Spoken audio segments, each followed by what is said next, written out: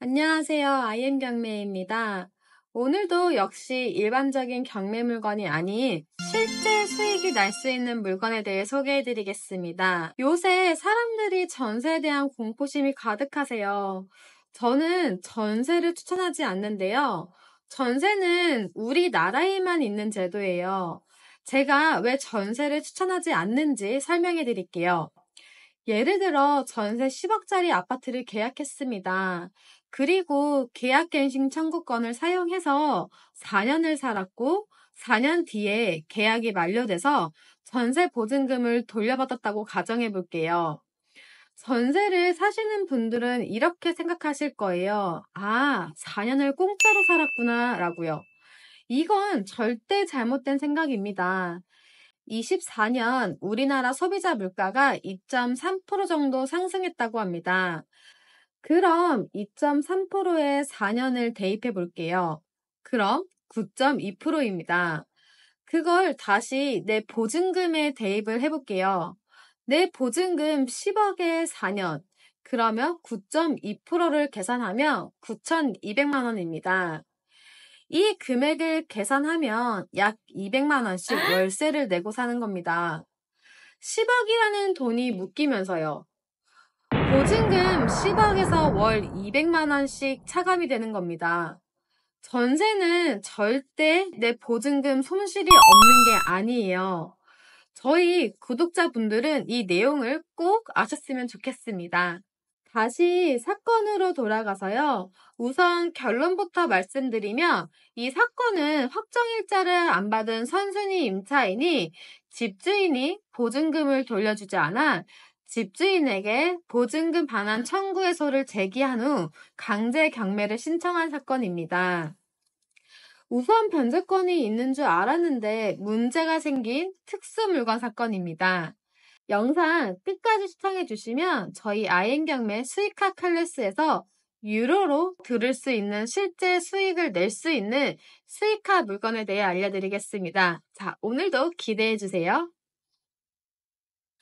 사건의 내용을 보겠습니다. 사건 번호는요, 2022 타경 2848입니다.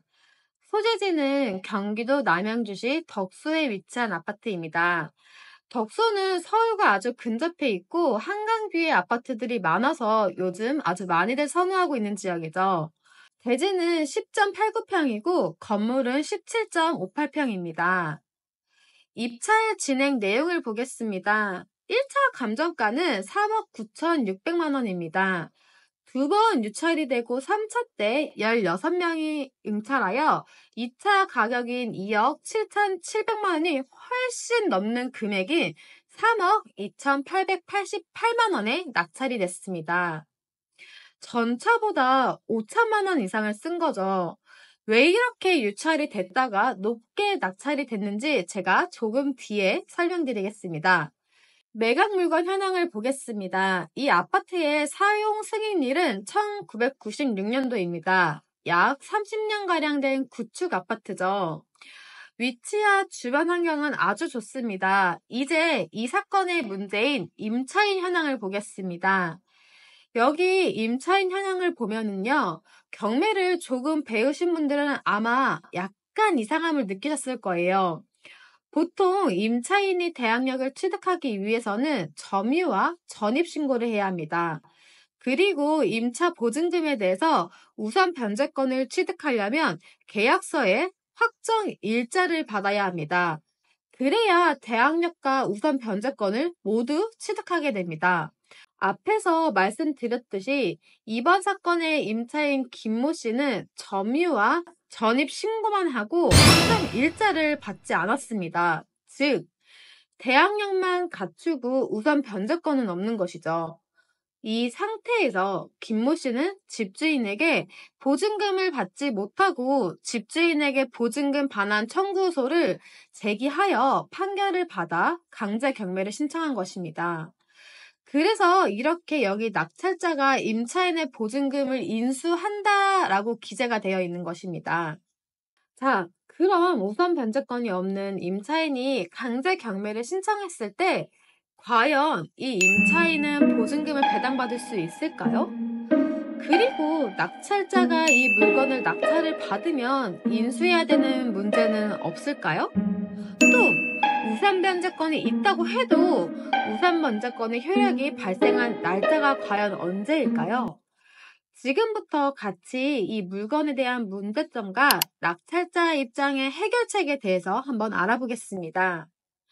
웬만큼 공부하신 분들도 이 사건을 보면요. 이 사건의 경매 신청자인 선순위 임차인인 김모 씨는 우선 변제권이 있구나 라고 아마 생각하실 거예요. 결론부터 말씀드리면 사실은 그렇지 않습니다. 사실은 경매 신청자인 임차인 김모 씨의 우선 변제권이 없고 1번 채권자로서 배당을 받아야 합니다. 그렇게 되면요, 김모 씨는 2억의 보증금을 모두 배당받기는 아마 힘들 겁니다. 이렇게 되면요, 낙찰자는 김모 씨가 받지 못한 보증금을 모두 물어줘야 합니다. 왜 그런지에 대해서 한번 알아보겠습니다. 다시 임차인 현황을 보겠습니다. 임차인 김모 씨가 있습니다. 전입 일자는 2017년 2월 6일로 말소기준 관리인 2019년 9월 27일보다 빠른 선순위 임차인입니다. 앞서 말씀드렸듯이 확정일자를 받지 않았고 배당 요구도 하지 않았습니다. 이렇게 보면 김모 씨의 보증금 2억은 낙찰자가 인수를 해야 합니다. 근데 기타 사항에 보면은요, 김모 씨, 선순위 임차인 김모 씨는 배당 요구를 하지 않았으나 이건 경매 신청을 하였으므로 배당 요구 없이도 후순위 권리자보다 우선 변제 받음이라고 기재가 되어 있습니다. 다시 이 내용만 보면 김모 씨는 배당 요구를 하지 않았지만 경매 신청 채권자이기 때문에 우선 변제권이 있구나. 아마 다들 이렇게 생각하실 거예요. 아까 전에 분명 보증금 전액을 낙찰자가 인수해야 된다고 기재가 되어 있었잖아요. 이렇게 기재되어 있는데 밑에 기타 사항은 뭐지? 아마 하실 거예요. 이 부분은 제가 조금 뒤에 설명을 드릴게요. 다음으로 매각물건 명세서를 보겠습니다. 현황 조사에 보면은 임차인은 김모 씨고 보증금과 차임은 미상으로 조사가 됐습니다.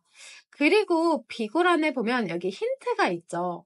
김모 씨, 선순위 임차인 김모 씨는 배당 요구를 하지는 않았으나 이건 경매 신청을 하였으므로 배당 요구 없이도 후순위 권리자보다 우선 변제 받음 이렇게 기재가 되어 있습니다. 이 내용을요, 쉽게 말하면 임차인 김모 씨는 배당 요구를 하지 않았고 확정 일자도 받지 않았지만 경매 신청을 하였기 때문에 배당 요구 없이도 배당 요구를 한 것으로 간주한다는 것입니다. 아까 기타 사항과 마찬가지로 여기에도 김모 씨는 우선 변제권이 있고 후순위 권리자보다 우선 변제 받음이라고 기재가 되어 있어요. 하지만 김모 씨는 확정일자를 받지 않았습니다. 원칙적으로는요, 확정일자를 받지 않으면 임차권의 경우에는 따로 소액 임차인이 아닌 이상은 우선 변제권이 없고 일반 채권자에 불과합니다. 그럼에도 불구하고 이 사건의 경우에는 매각물건 명사서에 우선 변제권이 있다고 기재를 한 것입니다. 아마 이 함정 때문에 이 사건에 응찰자 16명이 응찰을 하신 것 같아요. 만약 매각물건 명세서에 후순위 권리자보다 우선하여 배당을 받을 수 있다라는 내용이 기재가 되어 있지 않았으면 아마 경매 공부를 하신 분들은 김모 씨는 우선 변제를 못 받고 일반 채권자의 지위에서 배당을 받게 되고 보증금을 전부 배당받지 못하니까 그 내용에 맞게 입찰가를 산정해야겠구나 생각하셨을 거고 피해가 없으셨을 거예요. 저는 이 사건을 검토할 때 매각물건 명세서의 비고란에 기재되어 있는 이 부분, 임차인 김모 씨가 확정일자를 받지 않았지만 후순위 채권자보다 우선하여 변제받을 수 있다의 내용이 2차자들에게 혼란을 줬을 거라 생각이 됩니다.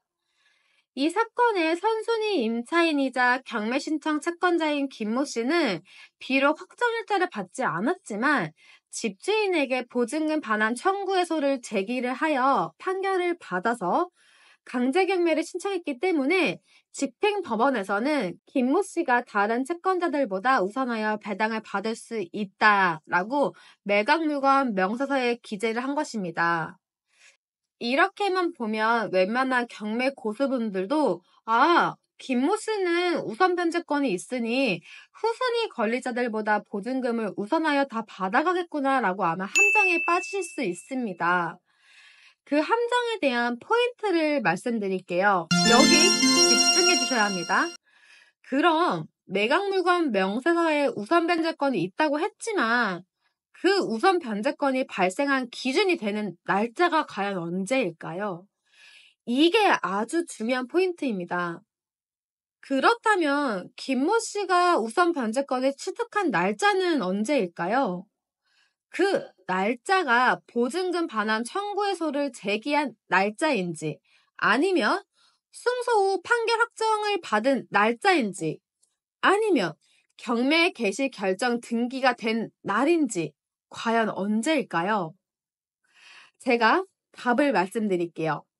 그건 바로 김모 씨가 집주인에게 보증금 반환 청구 해소를 제기한 소장 접수일이 이번 사건의 확정일자 기준일로 볼 수 있습니다. 소장 접수일을 확인한 결과 22년 1월 25일입니다. 이 등기부 현황을 보면 김모 씨의 우선 변제권의 기준이 되는 날짜는요. 22년 1월 25일이고 그렇게 되면 여기 6번째 22년 1월 11일 인천 세무서 압류 그 다음인 것이죠.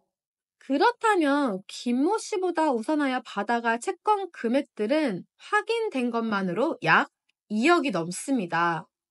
3건의 조세 채권은 세무서 압류이기 때문에 금액이 클 거라 생각이 됩니다.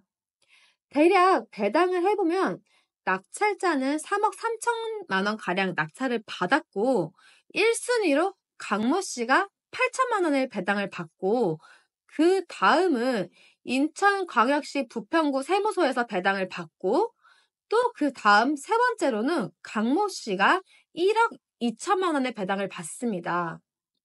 그리고 김모 씨보다 먼저 북인천세무소, 인천세무소, 부평구압류 3건이 있는 것입니다.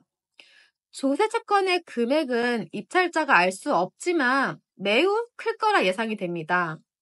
그럼 최종적으로 3억 3천만 원 중 확인된 채권만 2억, 그리고 세무서 압류 대략 1억 정도라고 가정했을 때 경매 신청 채권자인 임차인은 경매 비용을 뺀 대략 2,500만 원 정도만 배당을 받을 수 있습니다.